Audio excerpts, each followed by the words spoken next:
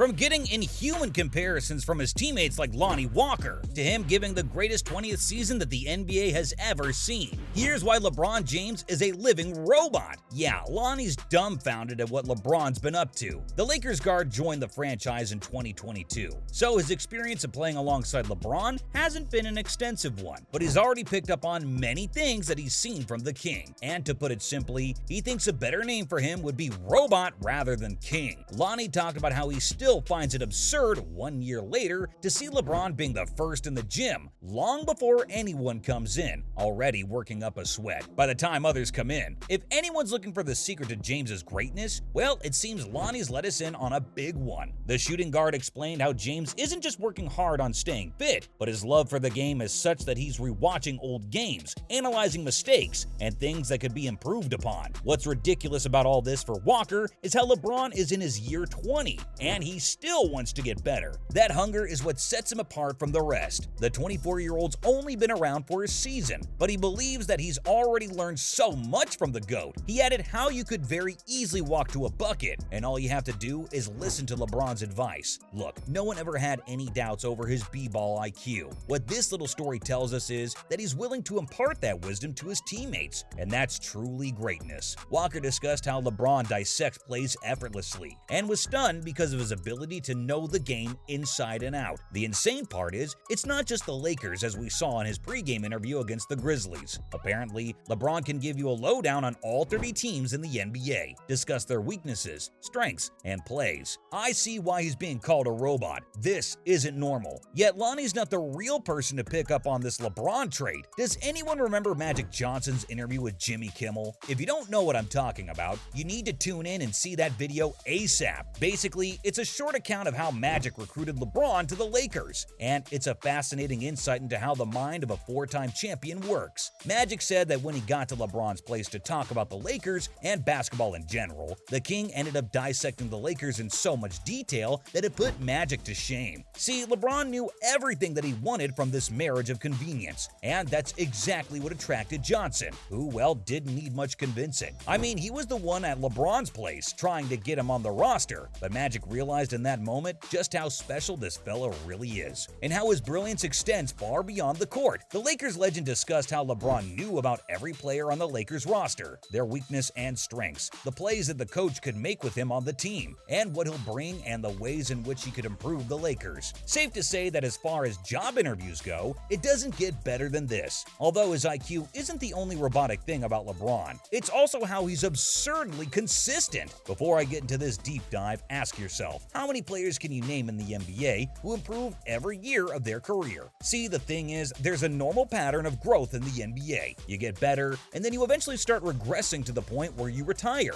It's perfectly normal. Every player goes through it. It's a natural process. That said, nothing about LeBron is normal. Nothing about him is natural. He's just too good. So good that he's only improved throughout his 20 years in the NBA. For example, LeBron's rookie campaign led to criticism over his jump shot not being good enough. Mind you, it was the only criticism people had of the teenager. So, what does he do? Well, he makes a jump shot to break the all-time scoring record in the NBA. This is just one example of how he's improved after all these years. Don't get me wrong, I'm not saying that LeBron's better than what he was during his time in Miami, or those years in Cleveland when he made 8 consecutive NBA Finals. That was definitely his peak, but LeBron has still improved himself. He may not be as dominant and aggressive as he once was. He may not have the same burst that made him so dangerous, but the one thing that's only gotten better with age is his brain and the experience he's gained, all of which helped him adapt to his ever so slightly regressing body, which in turn helps him remain dominant at the very top. When LeBron was closing on Kareem Abdul-Jabbar's scoring record, he was caught on camera saying that he didn't even try to break the record. It just happened. Funnily enough, I'd argue that he's not lying or pretending otherwise, because let's be honest, the man might be the greatest of all time, but he's a pathological liar. Many players who played with and against James, they'll tell you that he has always been a pass-first guy. So in a way, this natural regression has allowed LeBron to run the game as a point guard, something which was so outrageous to see for the first time when he really was a point guard the year he won his 4th ring. While his numbers in terms of scoring didn't dip either, what the world got to see more of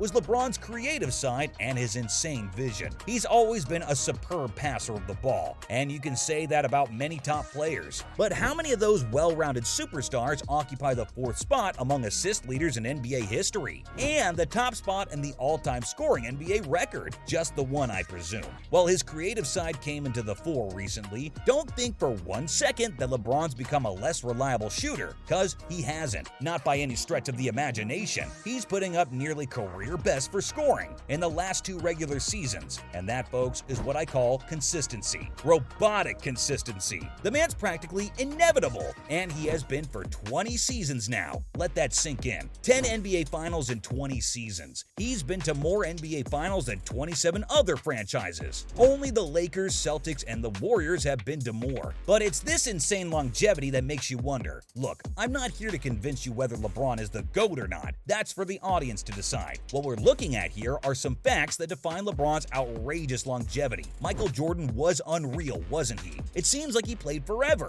The 90s decade was special, and he was already making a name for himself in the 80s too. Now take a look at LeBron James. This man took the league by storm in the 2000s. He dominated the 2010s, and he's still at the very top of his game in the 2020s. Who knows if he's got any plans of stopping anytime soon? Didn't he say once that he wanted to play in the NBA with both of his sons? Well, the way he talks about himself and the fact that he spends well over $1 million annually on his body, I wouldn't be surprised if he sticks around the 2030s. He couldn't, could he? If we're strictly basing this off of LeBron's latest campaign in the NBA, then he's got enough reasons to be around for at least a few more, and even in 2030, he'd be able to do a decent job as a role player. But on a serious note, no one should ever try to normalize the 20th season the self-proclaimed GOAT has come up with. 29 points per game on 50% shooting, playing over 35.5 minutes, grabbing 8.3 rebounds, and dishing out nearly 7 assists per night, a steal per game, and a block every other game.